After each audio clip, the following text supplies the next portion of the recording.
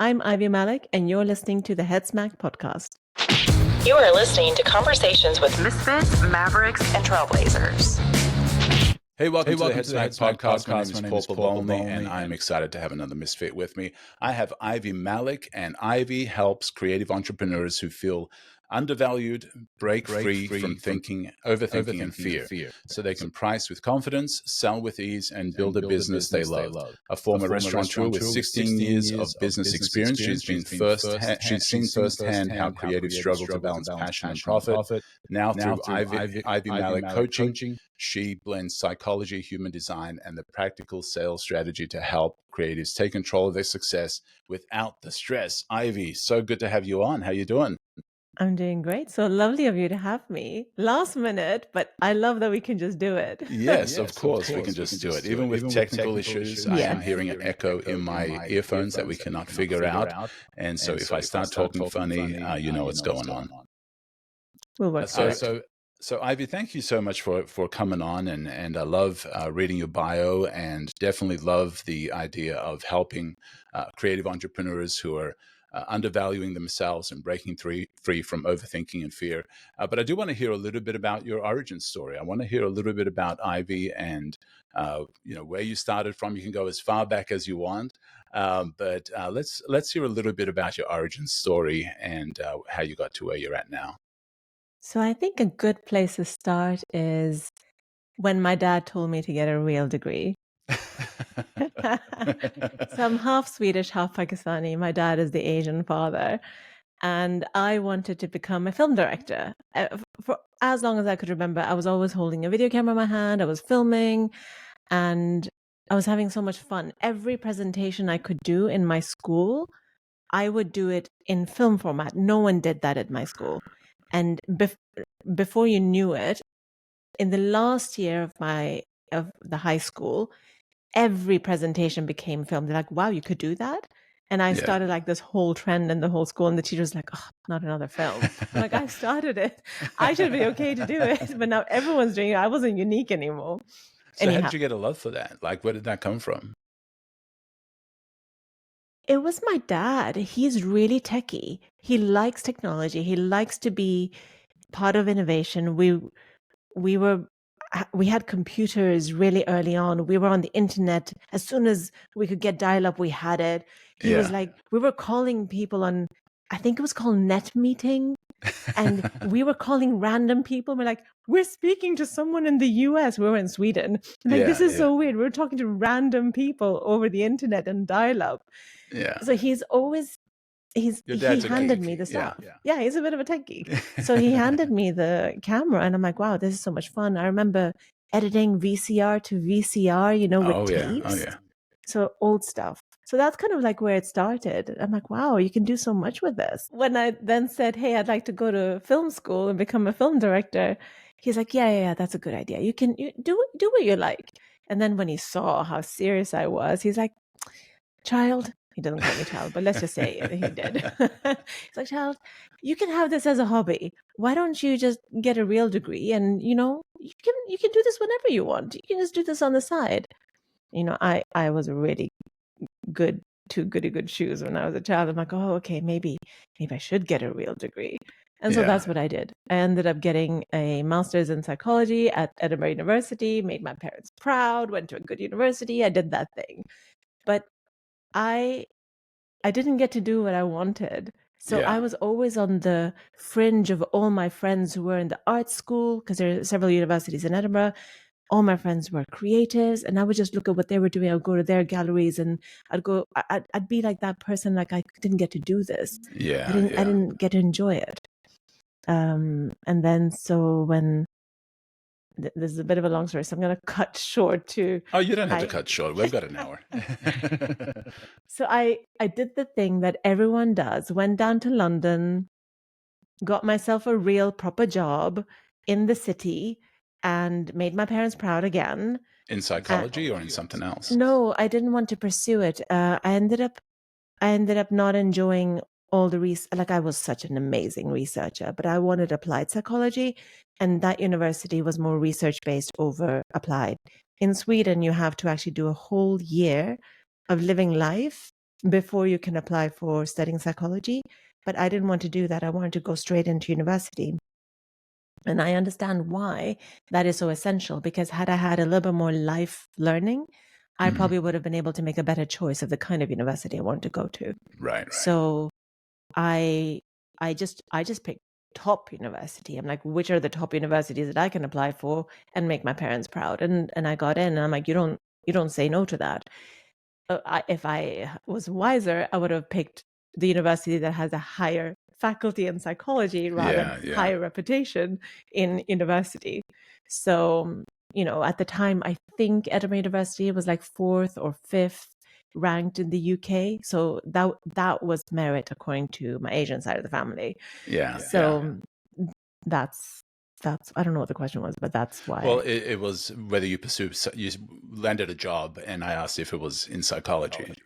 So I kind of tried to figure out what I was wanting to do, and it was 2003, so it wasn't a great year to get work. So I was like, I'll just do anything. I want to be independent now.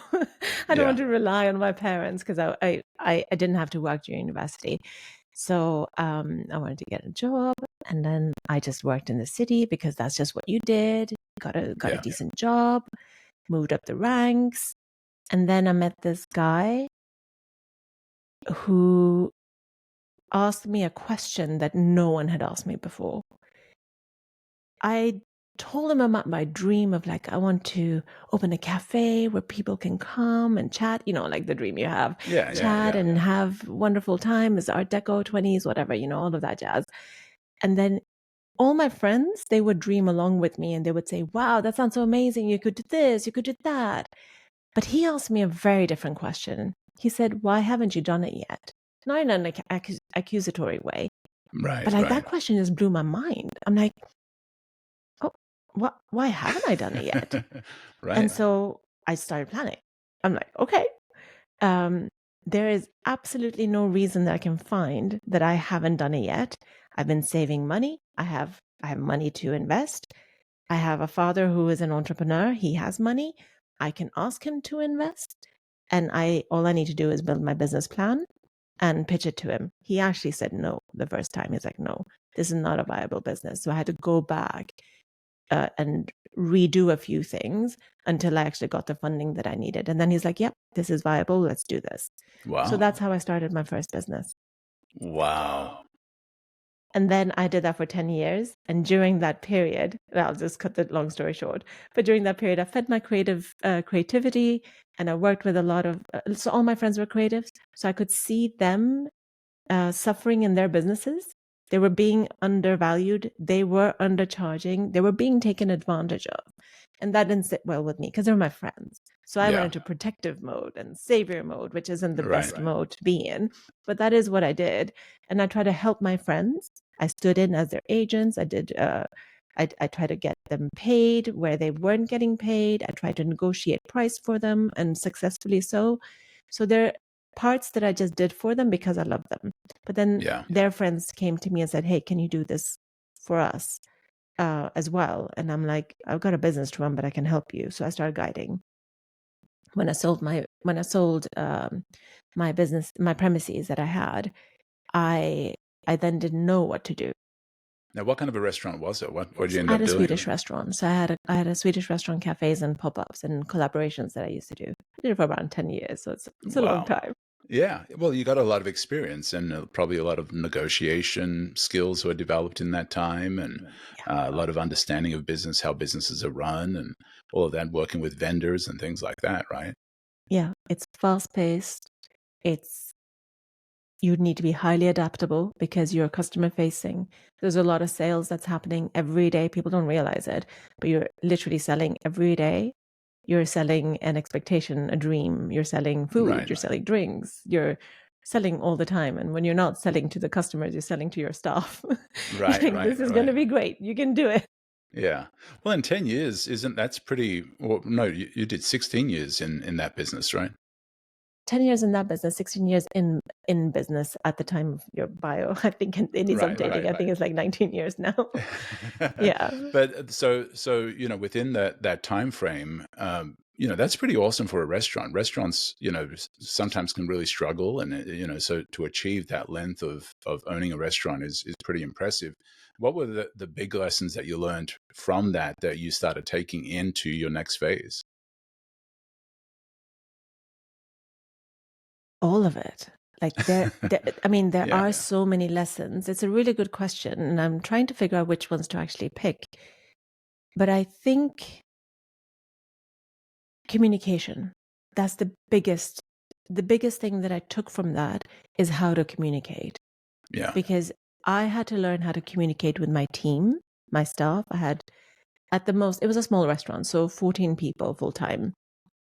Let me think. Yeah, so communicating with the team, communicating with disgruntled guests. You have hundreds of people going through every day. Right, There's going right. to be someone who's not happy. It's impossible to make everyone happy. And at How do you different handle levels that? of frustration and anger, and yeah, yeah. Managing everyone's expectations when you do big events. So everything is communication. How do you get your supplier to get you what you need when they can't deliver? And you have to make that happen, that they actually have to figure it out. How do you communicate that in a way that they do it for you, even when they say they can't? Right. And then you get it Wow. done anyway. So I think communication is like the biggest thing. And people don't realize that business is all communication. Right. How you speak, how you make yourself heard, how people respond to you. It's all communication. Sales Right. is Well, communication.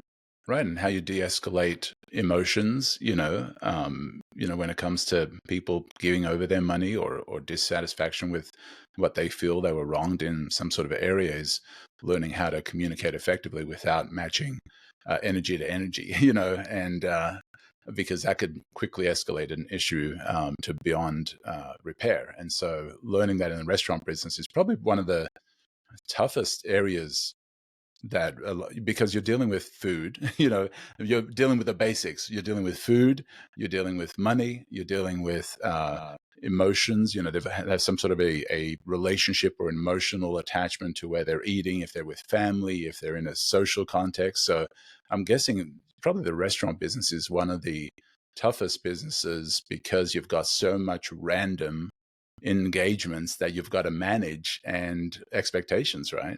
Mm-hmm. I agree. I think that I actually had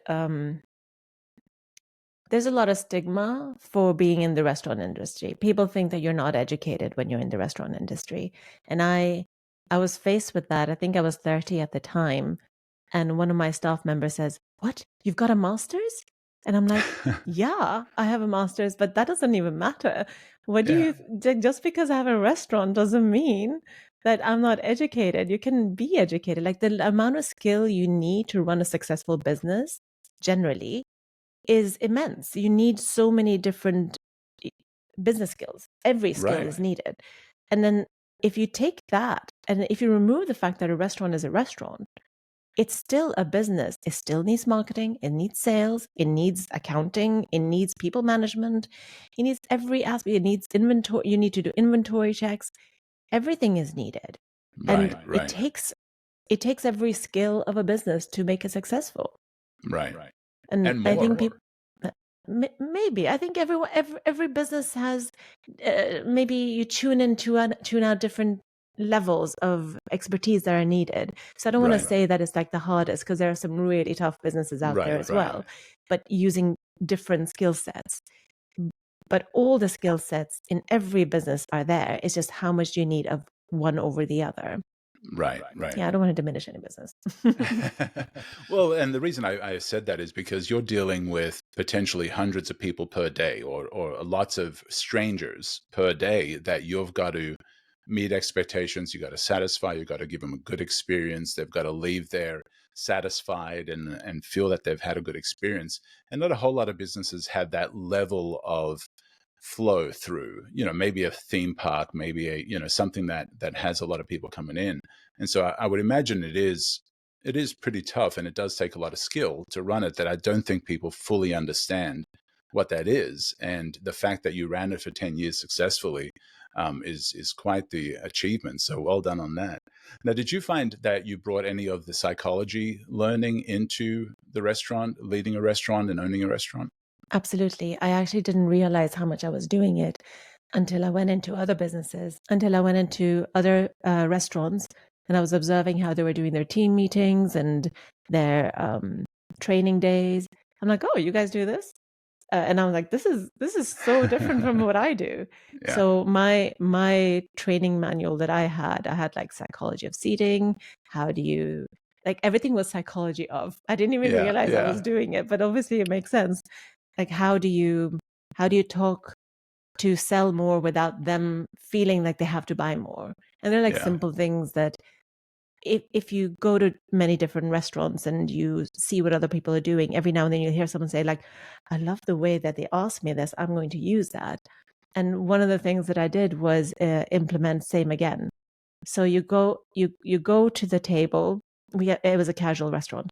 So you go to the table, they're mid conversation, you don't want to disturb. You kind of just like sit down at their level, wait until they're ready, they lean over, and you kind of go, same again.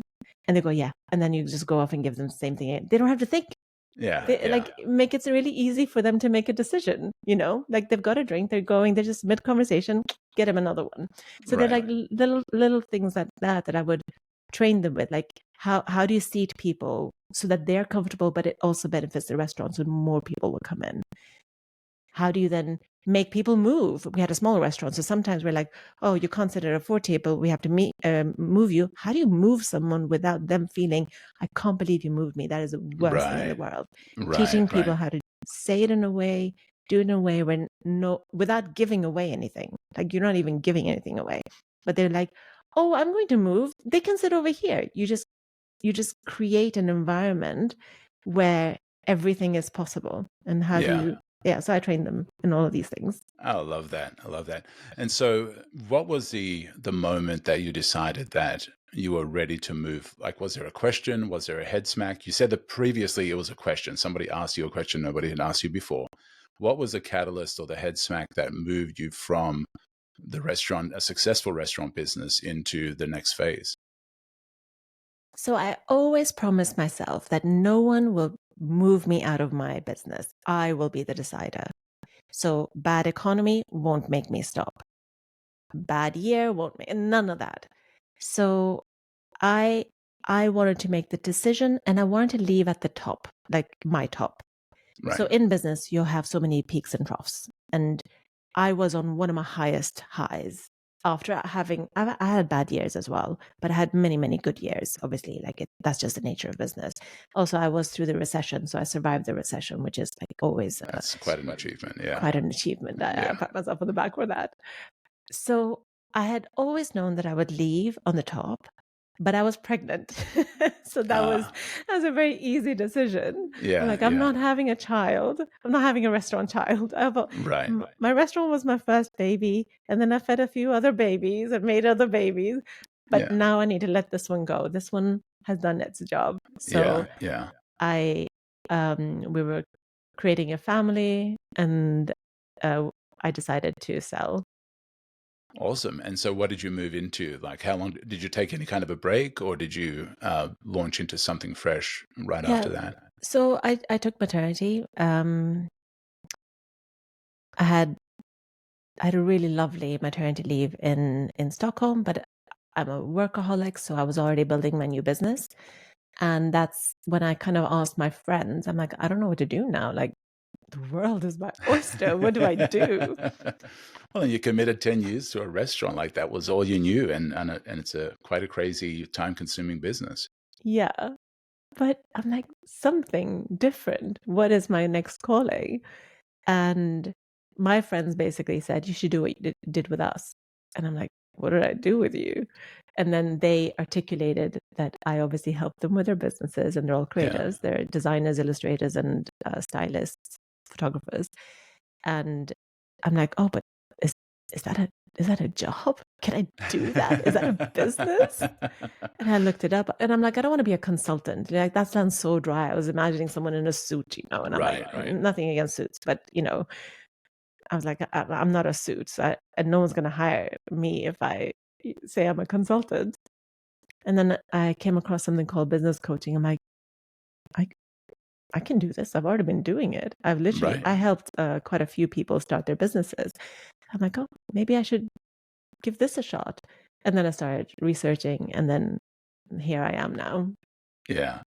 And so you immediately started with creatives or other kinds of businesses? Because obviously you had a lot of restaurant experience as well, and you developed these systems and the psychology combination. And so you had kind of a really unique perspective. Was it immediately with creatives, or did you do some restaurant consulting as well? I'm glad you asked that, because I'd forgotten. I actually was about to answer, no, it was immediately creatives, but actually that's not true.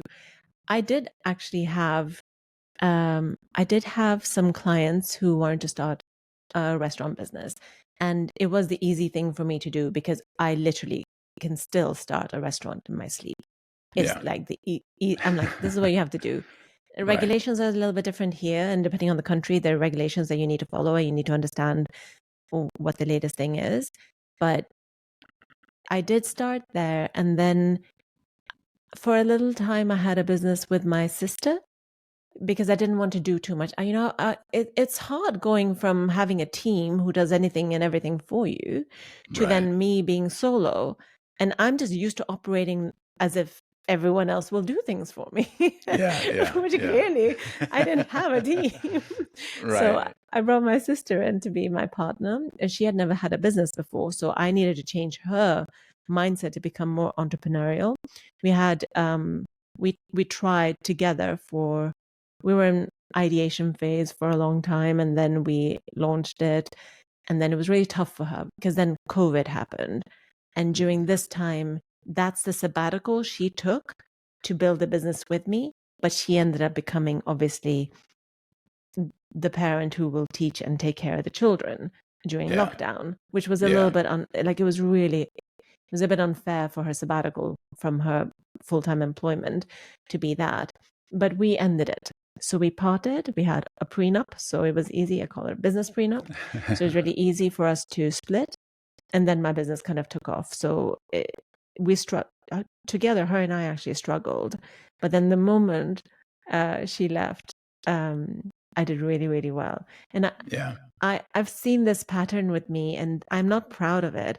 But solo, I do well because I've every business that I've tried with partners, none of them have worked. And I know I'm the problem because I move extremely fast in comparison to others.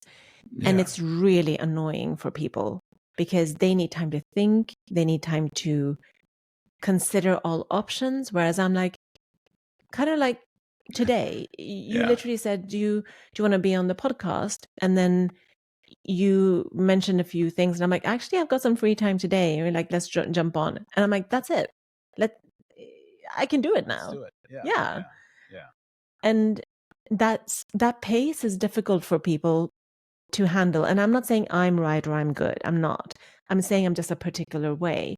And it's hard to keep up because we'll think of a plan, and my mind is still going. So night falls, I'm thinking, and it's not that I'm working all the time, but my mind is like, and then I've invalidated an idea by testing something. So maybe I'll go on stories, I'll ask a question, and I'm like, oh, these things didn't land the right way. Or I'll observe something else someone is doing. I'm like, we're changing. And I'll change and I'll pivot based on the data that is available.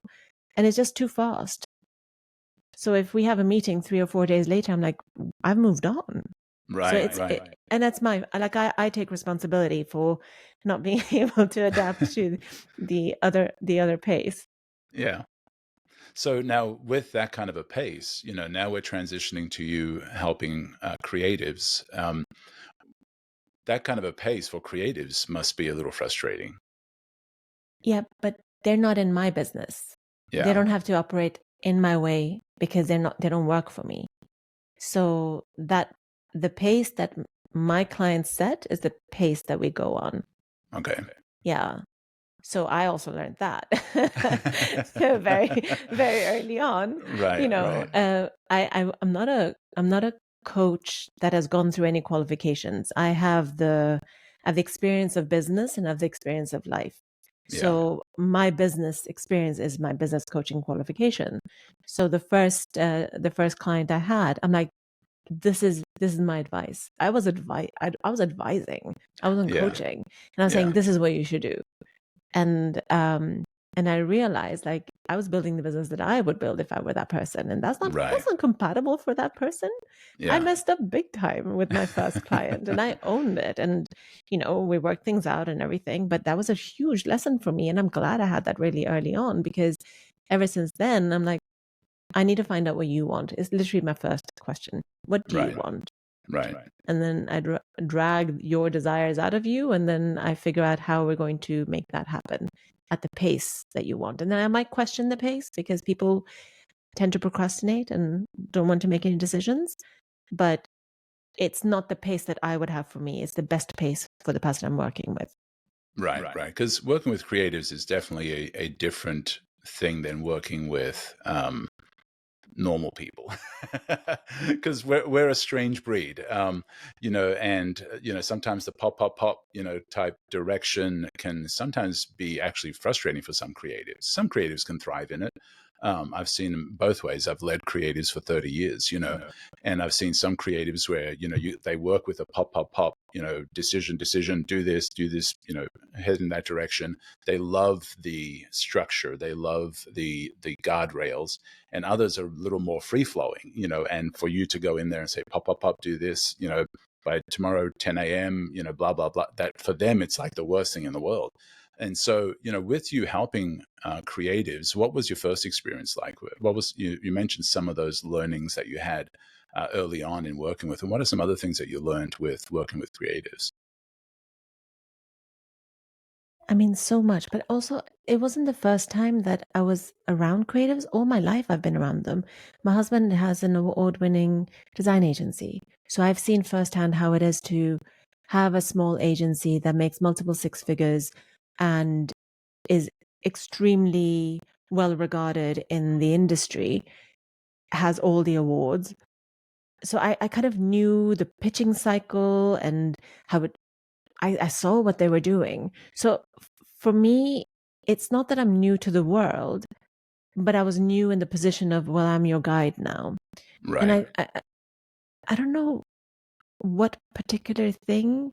I think the observation that surprised me the most was, even with guidance, and I don't force anyone to do anything, but even with guidance and even with them committing to something, they wouldn't take action. And for me, that was frustrating. I'm like, we agreed at the timeline that you wanted, and you're still not doing it, which is the detriment of you, not me. I still get paid, but I don't want to get paid if you don't do anything. Like, that's not, there's no joy in if there's no completion with the work that we're supposed to be doing together. So I've learned how to navigate that, and it's not easy, and there's no one size fits all, but it's really me understanding the individual so much more that I can work with that personality, and every personality is different, even though they exhibit similar traits. The way to actually tackle it tends to be quite an individualistic approach. Right. Yeah. Now, at what point did you feel to lean into about, designers feeling undervalued and breaking free from overthinking and fear and things like that? Because you mentioned you'd worked with creatives and you kind of consulted them even while you were a restaurateur and all that. When did you feel that was the lane that you wanted to start really focusing on and helping creatives? I think that's been from the beginning. So no matter what messaging I may have had, what I might switch into and pivot into, whether it's sales or lead generation or marketing or anything like that, this is the underlying theme. Anyone who knows me personally be like, why aren't you doing money mindset coaching? I'm like, well, because I don't want to be a money mindset coach. Why are you, so price, money, and for a moment I was like, I want to change the school system, except that I don't think that I've got it in me to be able to do that, because I'm like, that's where it starts. It starts the way children are treated in school. That's where the undervaluing begins of creativity. And I'm like, I want to change it all, except that I don't think I can. Like, I don't believe that I can. So I'm like, I'll do what I can with the people who already doing the business, and I'll see if I can have an impact there. So it's definitely an underlying theme from even before I started the coaching. So when you're dealing with somebody that does come to you and they're like, I need help, I feel stuck.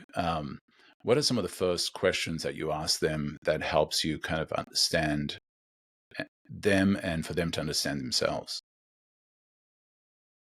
I really want to understand.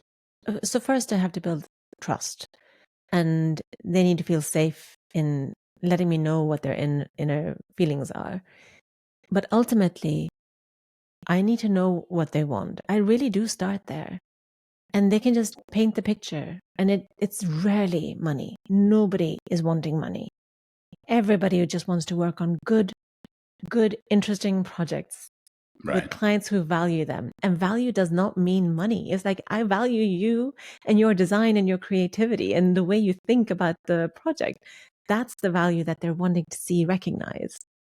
So when I understand what they actually want and how that need is going to be fulfilled for them, what does that look like? I get to understand what they're really after. That's the starting point for everything, because that becomes a foundation. I'm like, okay, if you're going to, sometimes it's an easy fix then, because when they realize that what they want, they have, and they haven't recognized they want a little bit more, but they haven't faced it, they haven't admitted it to themselves, that's when they can actually level up to the next stage. We're like, oh, actually, I do want some more money. I feel like I could have more money, and that would be great because then I can have a better life.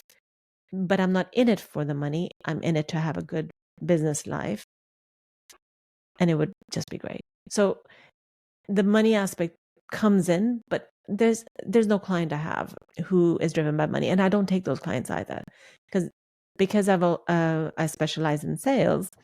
I get a lot of people going like, yeah, I just want to make more money. I'm like, why? And then I just say no to them, because making more money is, yes, for the creators, that's probably the line that I say, but the money is the byproduct of what you do. And that's a given. So it's always going to happen. If you're in business, you're going to make money. The question then is, how much money? And do you want to create a business that is going to grow so you can do more interesting work? Well, let's just get you paid well for that while you have fun. Right. Now, where does the overthinking happen for them? Where do you have to start chipping away at overthinking? It's not often on the craft or the skill that they have. There, they feel confident. My clients feel confident in what they do. They have rarely come to me and say like, oh, I have this design and I'm struggling. Like they don't come to me because they have creative block. And I know that I'm a business coach, so they probably, that isn't the problem that they're facing. It's usually price. That's the first. They're like, I don't know if this is a fair price. I don't know if this is, I don't know what to charge. Those are the early things that they will say. And then, oh, actually, there's one design part they do over their own brand. Okay. Well, let's talk They're about like, that. oh, I'm maybe I should rebrand if I'm repositioning. Maybe I should tweak something. And that isn't really overthinking. Actually, that's just avoidance, because they're like, oh, my comfort zone is this. I know how to do this. So That's I'm going to something go I to can this. control. Yeah. Yeah, they can control that.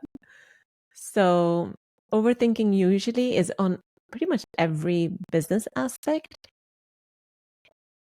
Not everyone has business problems, but there is every element of the business aspect that they overthink on. But mostly what I see, it's around price and then asking for the money. So they're like, oh, can I really ask for that much? Can I have this conversation and say that it's going to be 10x what I normally would charge? But there's so many different overthinking topics. I don't know where to begin. Yeah. So let's start from the beginning. A designer comes to you and says, I'm stuck. I need to grow my business. I'm not making as much as I'd like to be making. What I think is I need to do a redesign. I think my logo sucks. I'm not happy with my logo. I want to change that. I want to change my branding.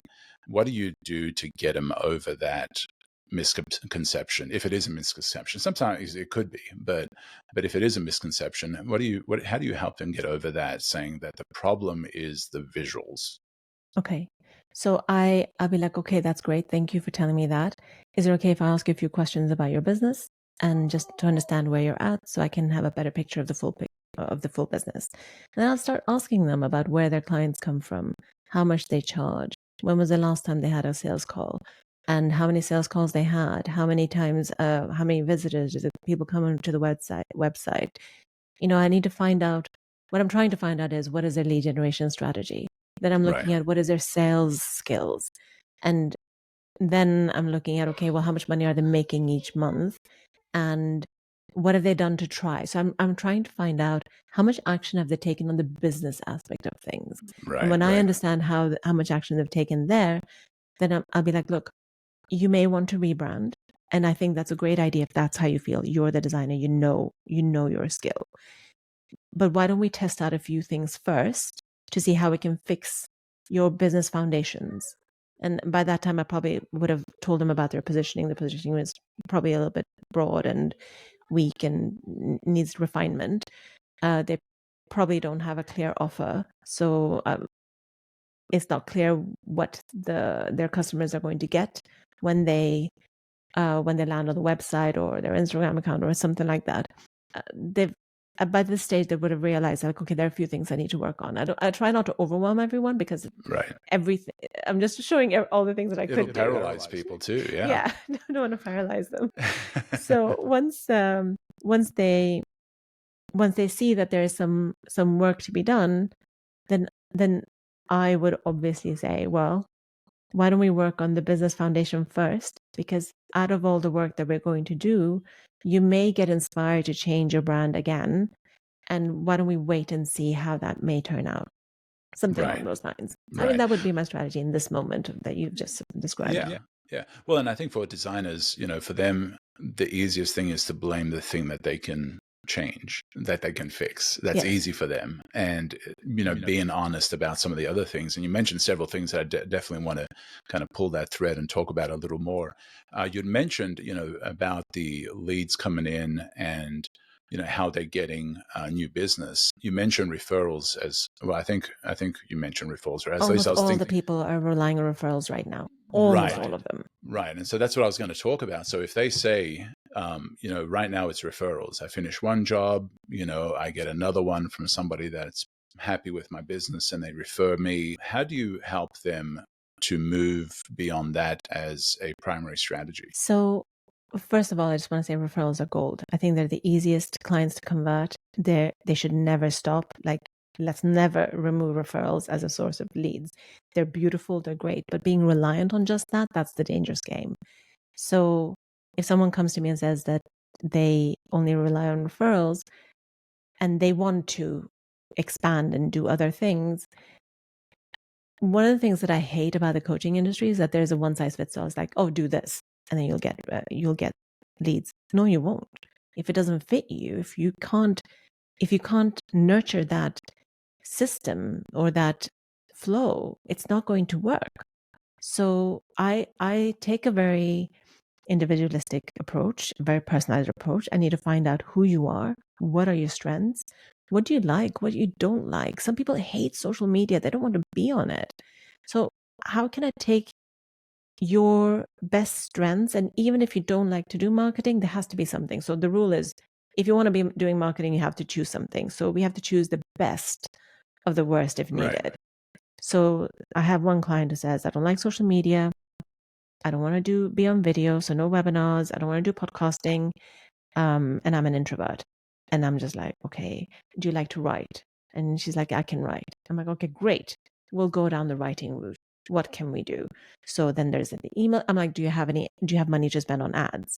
So email strategy plus ads, that's our route for her. Blogs, obviously, so building on the SEO, guest blogging, and and anything that is in the written form but not on social media is good for this client.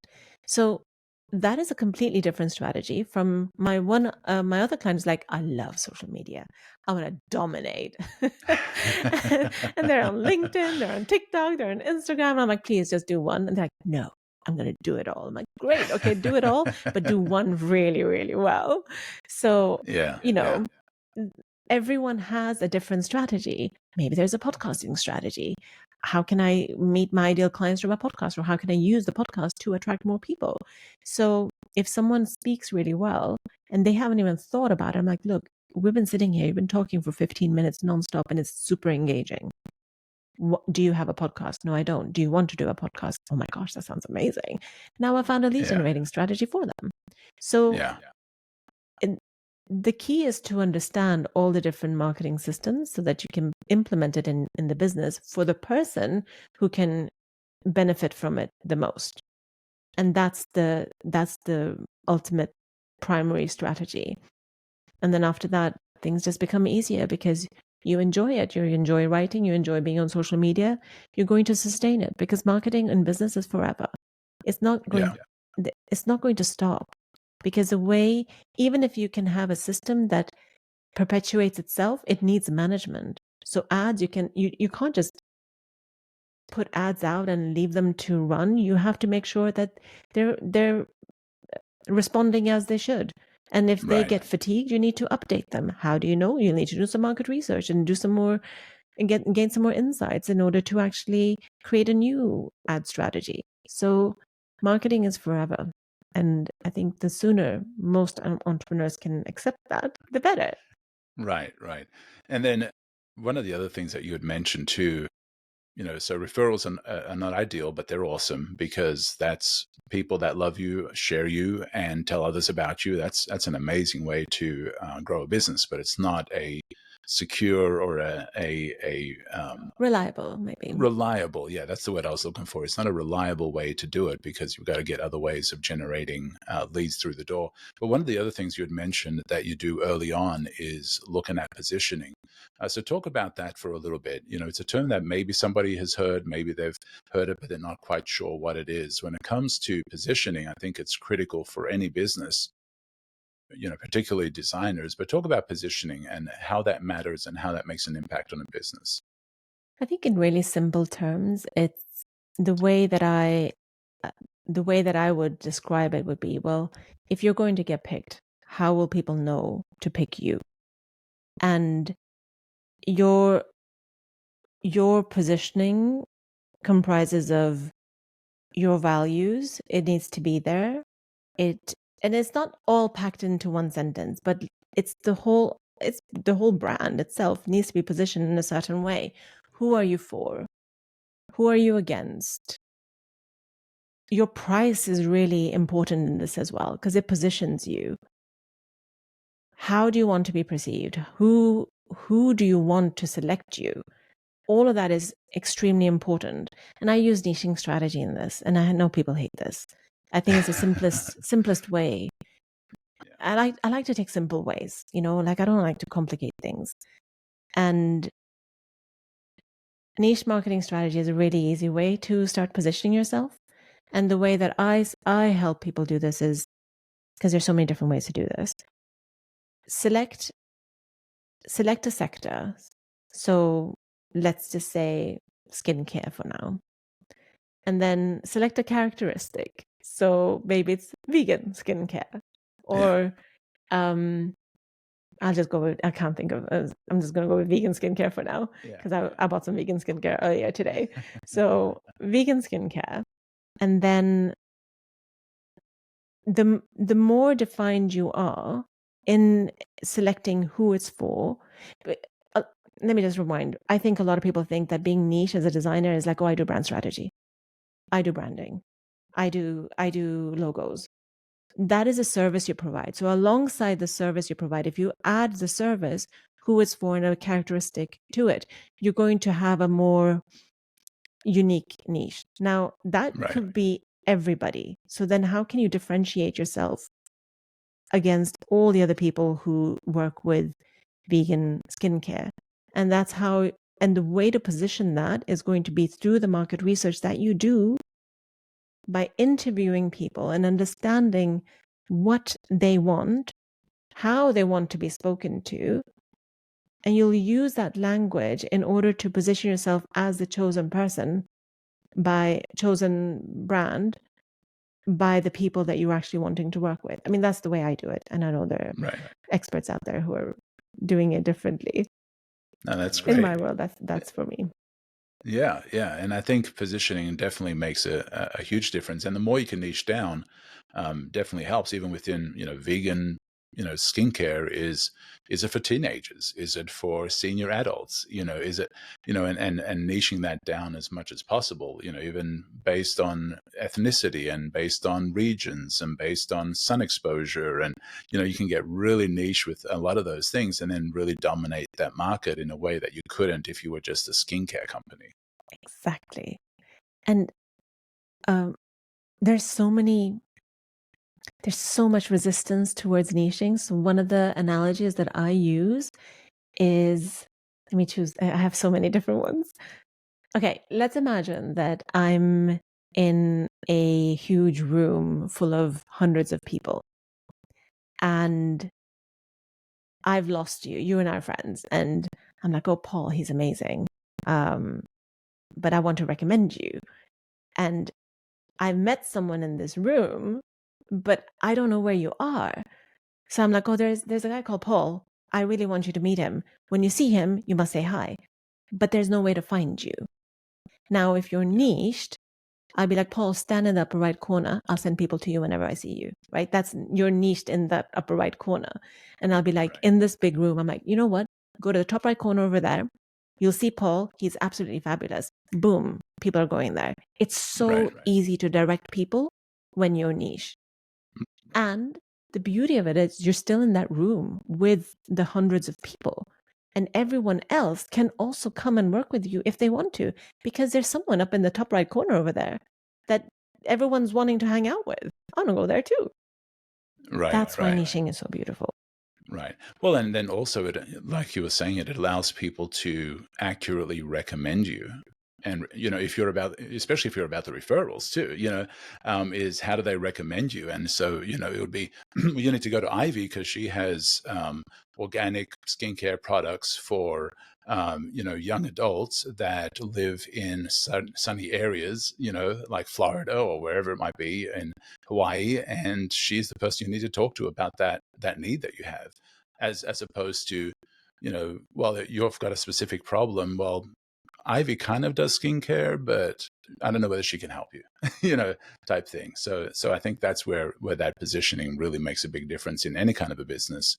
Is it allows people to know how to recommend you as well. The other thing that you'd mentioned is, once you kind of find out where their flow is coming from, you find out, where they're positioned.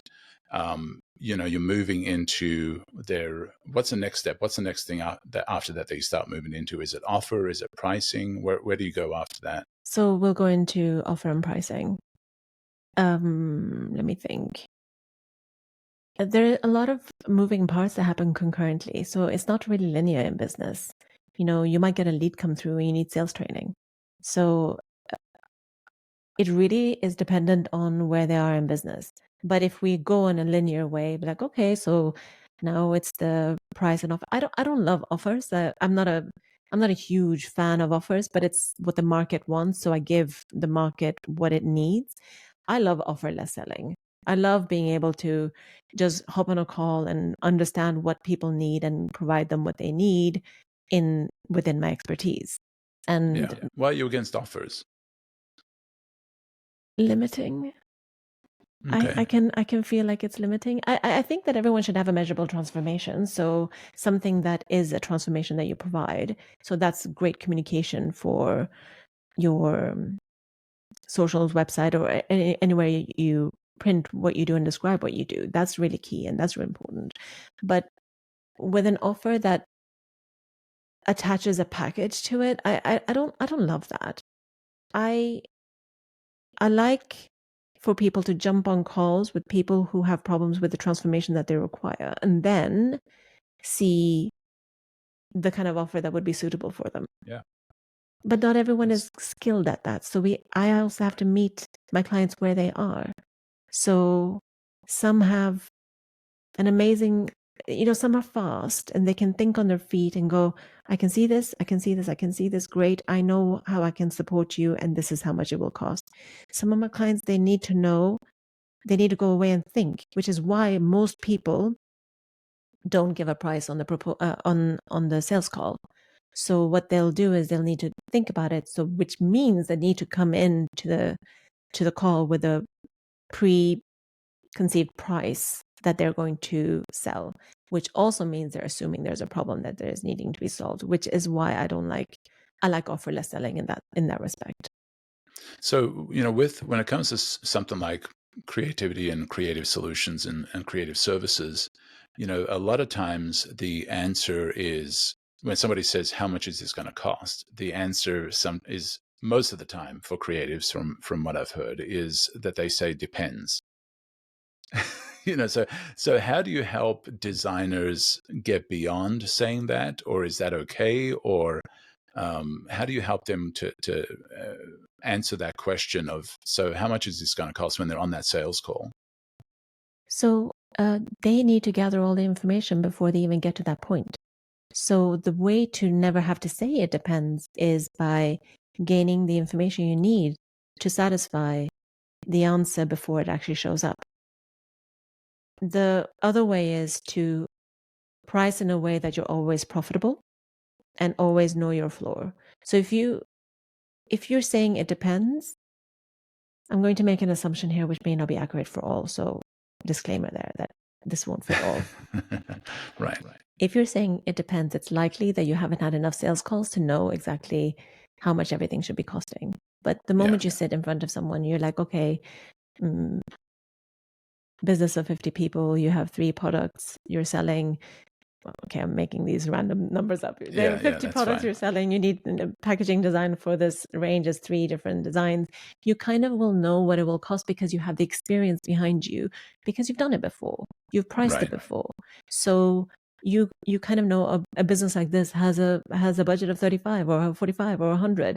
You already know that, which means that the depends isn't going to be dependent on whether you have to think about it and see how much is each packaging cost, or how you won't have to do all of that because you instinctively already know. And you already know your floor. You know that if I get 20K for this job, I'll be fine. Now I just need to make sure I can get the most out of this based on what they want. So what they're able to spend. So suddenly it's not a question of, am I profitable? The question is, how much more profitable will I be? Right. Yeah. Yeah, I like that. And it does come from experience, and it does come from forethought, of looking at history, looking at what you estimate the time would take, and saying, projects like this typically start at, and or range between this amount and this amount, because it also helps you, I guess, filter out in those sales calls, people that are just tire kicking, that expected something for far less. It saves you a bunch of time if you're able to, within that phone call, give them a price, because you're no longer having to then get back to them and then back and forth, and finally they say, well, it's not in my budget, and so I would guess that would help as well. With designers, when it comes to pricing, that can be sometimes tough for especially young designers, new designers that haven't done it for a while. What are some of the challenges that you help them with so they can price with confidence? Okay. So there are 2 groups here, the skilled and the non-skilled.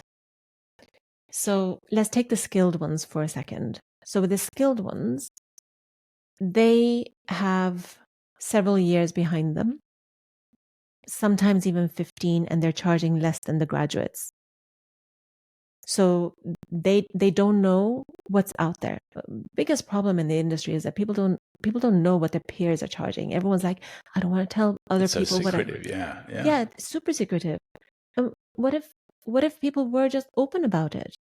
It would just improve everyone's status. Everyone would be able to understand, oh, all my peers are charging 5,000 for a logo and I'm charging 200. I should change my price. You know, people don't know. And then the range becomes so huge. And that we can't change. So we'll be like, okay, let's just go with that.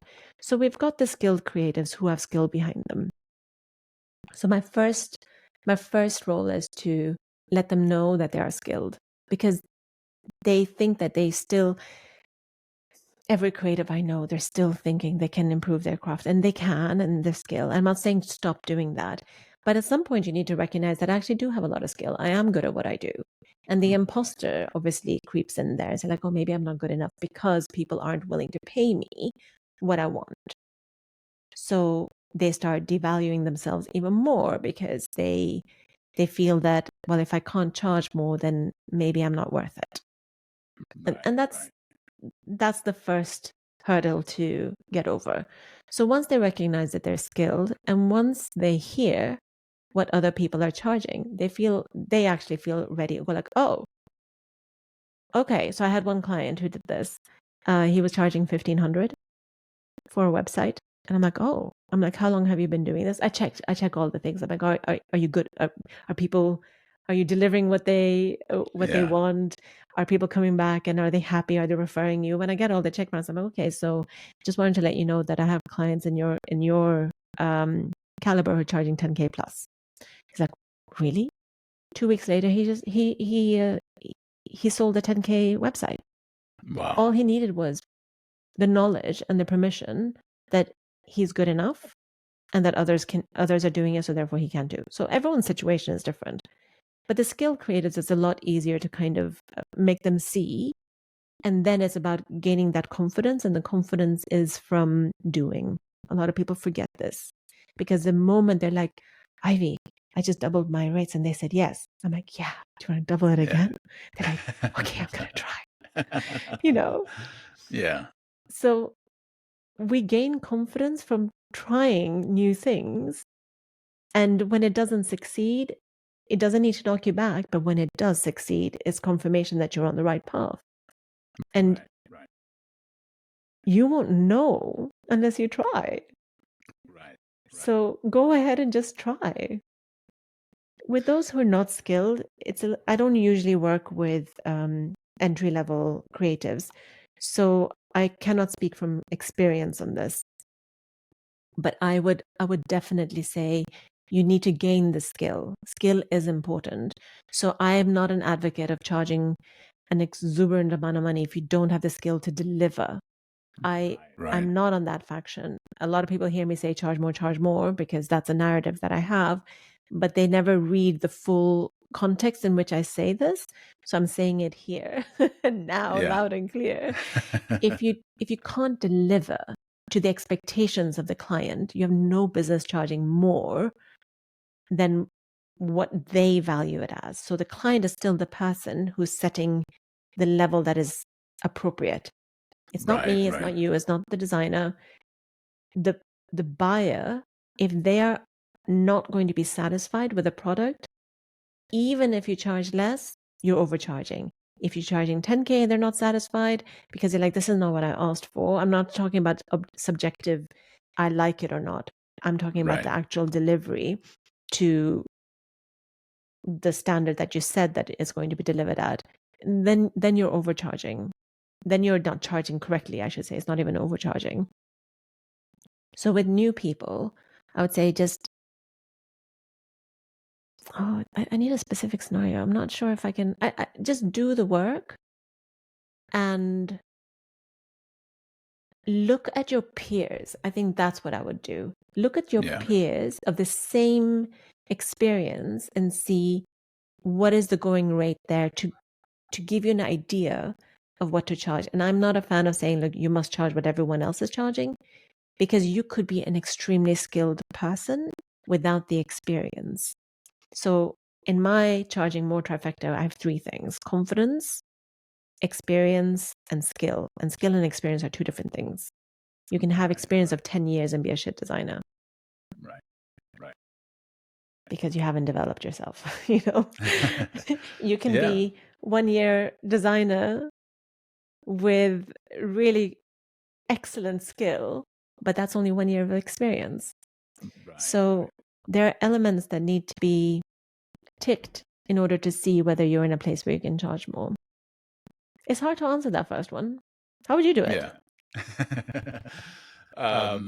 For me, it would be it would be very similar. I love exactly what you said. I love the matrix of the confidence, experience, and skill.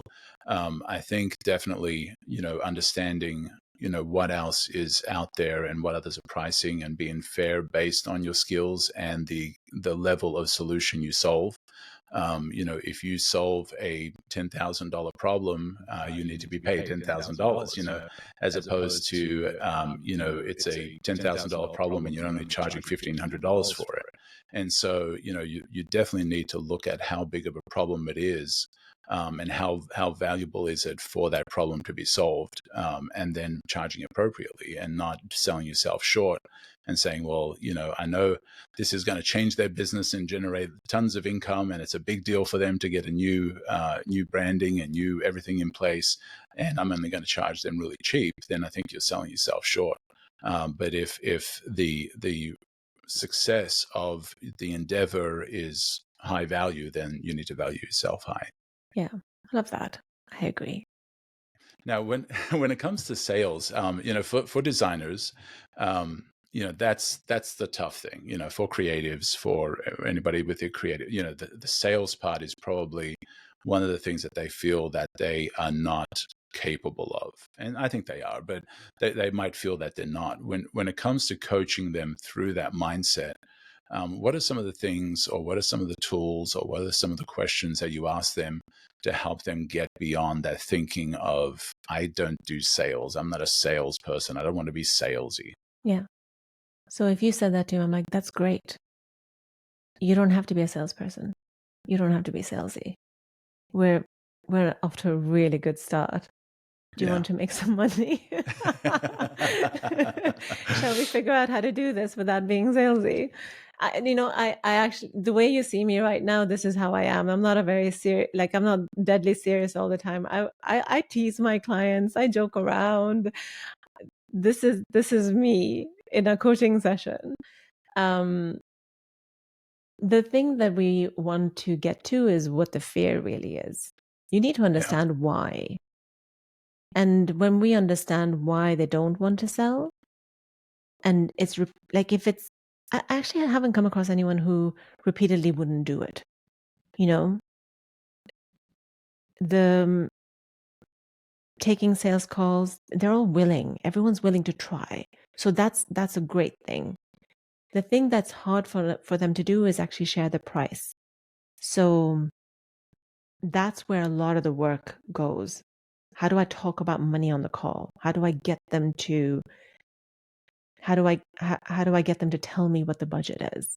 How do I deduce the budget? Because you don't always have to ask them to tell you the budget. You can just deduce it and then confirm it. So once we find out the fear, if it's a deep-rooted problem around the sales aspect, then we can tackle that. But it's the same with the pricing. Like, what is it that's holding them back from actually talking about money? And then we do a lot of sales role plays. I have one coaching session which is just sales training, and we'll play different games that I've concocted on how to do the role play. Sometimes I guess my problem. It's literally just that. Ask me questions. Yeah. Ultimately, what I find in all the sales calls that I've analyzed for my clients, and I've done hundreds of them, first of all, people don't want to record the calls, and it's essential. If you're in business, please record your calls, because if you can go back and watch yourself, which is excruciating, you'll see where you went wrong. Now, when you look back at a recording and you see what's happening, it's going to be easy to judge and critique. So every time that happens, don't be so harsh on yourself, but do learn from it. Do pick up the things. And the way that I usually analyze a call is I do it on, I don't watch it several times over. I watch it once. I'll pause and say, right here is an opening you missed. I'll know they missed it because I would have heard the question they went into. And what I train people to do is to have better conversations. And when they have better conversations, they don't fear having sales calls anymore. They're like, oh, I didn't even feel like you were selling to me. So when we do the role plays, I'll sometimes be the person selling. And then they'll be like, no, I felt comfortable in the conversation. I felt that you weren't pushing. I'm like, I wasn't pushing, but I was clear. I was clear in what I was proposing, but you never felt pushed because maybe I used a different type of body language or tone, or the words I used were chosen in a certain way that it would feel nonviolent. So once they understand how to actually have the conversation, they feel more confident going into the conversation. Right. But then the actual exercise I give them to get comfortable sharing the price is a really simple one. I literally tell them to face the mirror. And I did this thing with one of my clients. He's a coach, actually. So he used to charge £60 an hour. And I'm like, what do you want to charge? He's like, 500. He's like, but I just can't. I'm like, okay, great. His homework was go and tell your whole family you charge £500 an hour. I needed him to get used to just saying it. So like, hey, wife, I charge £500 an hour. Hey, daughter, I charge £500 an hour. And just keep saying, it took him about a week. And I'm like, how much do you charge? And the way he said it on the call, he's like, £500 an hour. I'm like, no, go back homework. You're not there yet. Keep saying it, yeah. Just getting used to saying it is going to make it more comfortable. You don't say price out loud to anyone. Of course, it's going to sound weird to say it's £500 to work with me for 1 hour, or it's £10,000 for a brand strategy. If you don't say it out loud, you're going to get scared by your own voice and your own words. I don't think I've ever said to anyone it's £100,000 to work with me. I just felt a little bit scared right now. I'm like, wow.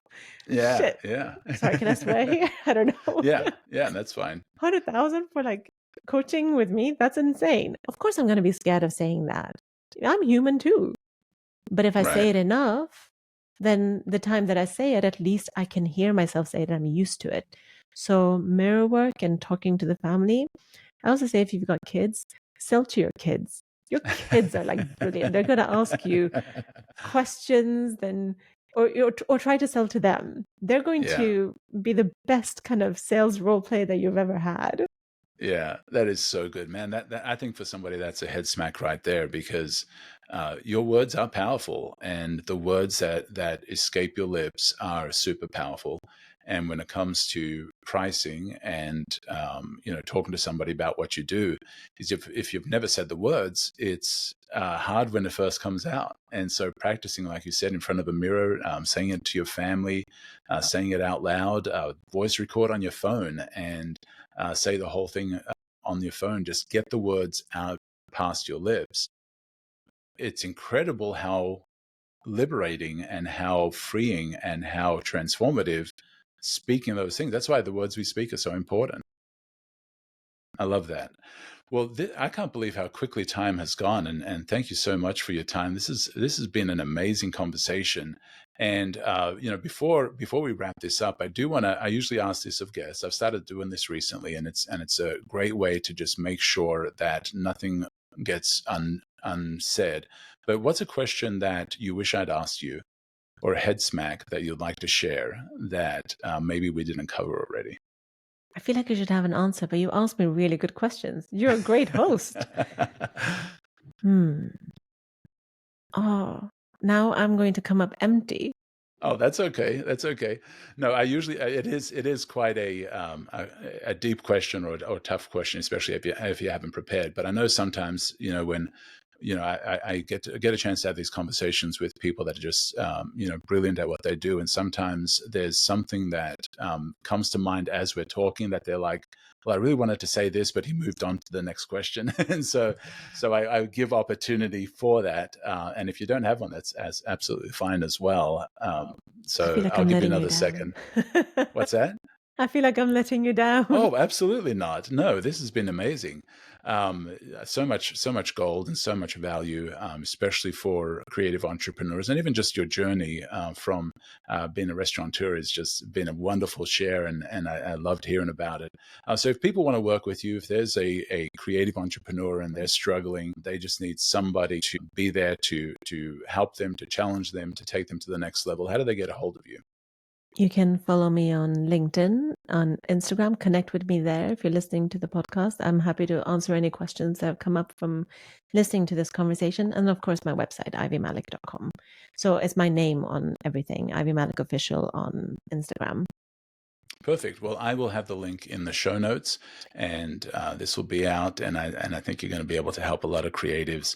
They're going to rethink some of the things that they're doing. I think you've shared some incredible head smacks and great ideas and thoughts on running a creative business. That I think a lot of the ideas are awesome, even just for running any kind of a business. I think your mirror exercise, speaking the words out. If you're any kind of business, whether you're a roofer, whether you're a mechanic, whether you're a coach, whether you're a therapist, just simply even doing that exercise alone will take you to the next level, because getting it out the first time, saying the words first time, just like saying I love you the first time, to your significant other, the first time is the toughest time, but then after you've said it, it's a lot easier. And so I think what you've shared today has just been amazing, and I think it's going to help a lot of people. So thank you so much, Ivy, for coming on.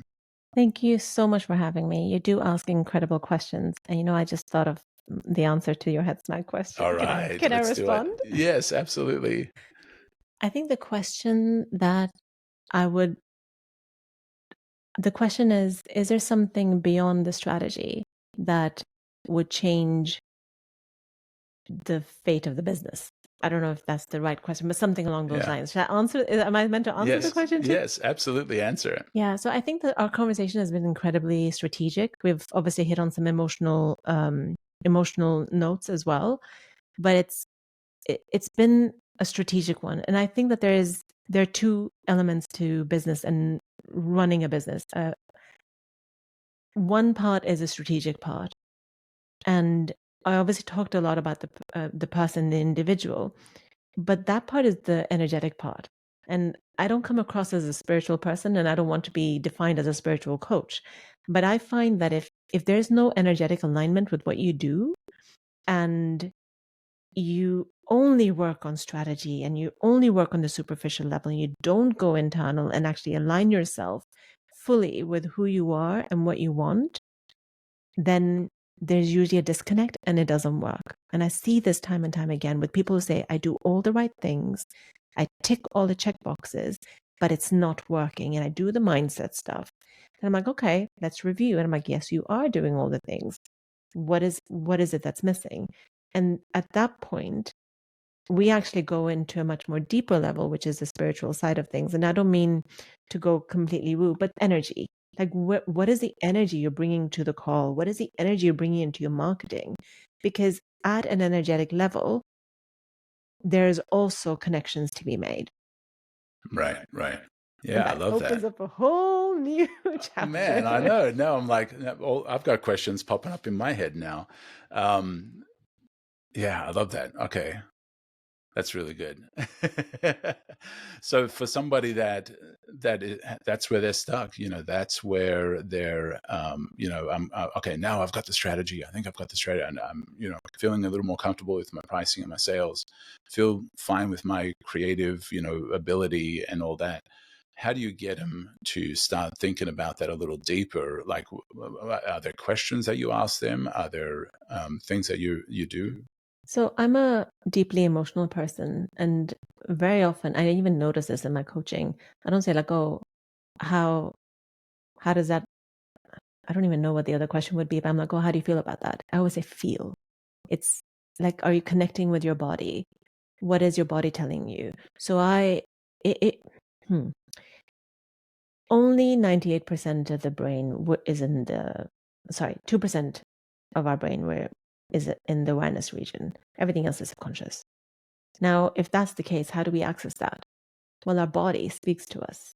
Our body is able to tell us things that we're not consciously thinking about.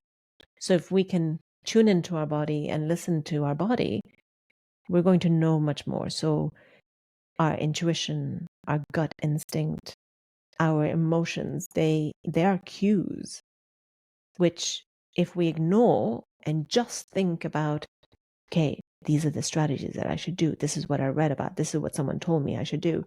We're going to miss the deeper things. I have some clients who we literally throw out all the strategies. I'm like, stop. We're not doing this. And I literally just do what they feel that they should do, and they blow up. Wow. And it goes against all marketing rules. It goes against the sales rules. It's just a strategy for them because it just matches the energy at which they're at. I have a past client. In the past 3 months, he has got another 100,000 followers on Instagram from just doing this. It's insane. Like the growth. I'm in touch with a lot of my past clients. I'm always looking at what's happening, what's growing, what's not working. Yeah. And so I think it's so crucial in business to look at everything as a unique thing. I couldn't find my words there. So everyone is unique. Every situation is unique. And we need to find something that fits that particular situation. It's not one size fits all. It's not like, oh, do this and then you will gain success. You may not. We need to look at the whole picture and see what will actually work. And testing. I'm a big fan of experimentation. Now, when somebody doesn't have that in place, what does that look like? You mean the energetic side? Yeah. There's a disconnect, right? Sometimes you read posts, you're like, technically this is a good post, but I don't get it. Like, I don't feel it. I think it's that thing. Things don't work. I think it's just connection. Yeah. Well, and you could sense it, and and this has been a great bonus session. We could go for another hour just talking about that and how that alignment and how understanding that and recognizing that can really impact the way you move in a business. That sometimes it is beyond strategy. Sometimes there are things that you do that are those things that give you life and give you energy and give you satisfaction, and they might not align with everything else, but you've got to sometimes pursue that, or you feel disconnected, you feel trapped, you feel like I'm not fully the me I need to be, like somebody who goes and studies psychology, right? And they wanted to be in the creative stuff, right? You just, your energy was not focused in the right place, even though you excelled at it and you did well at it.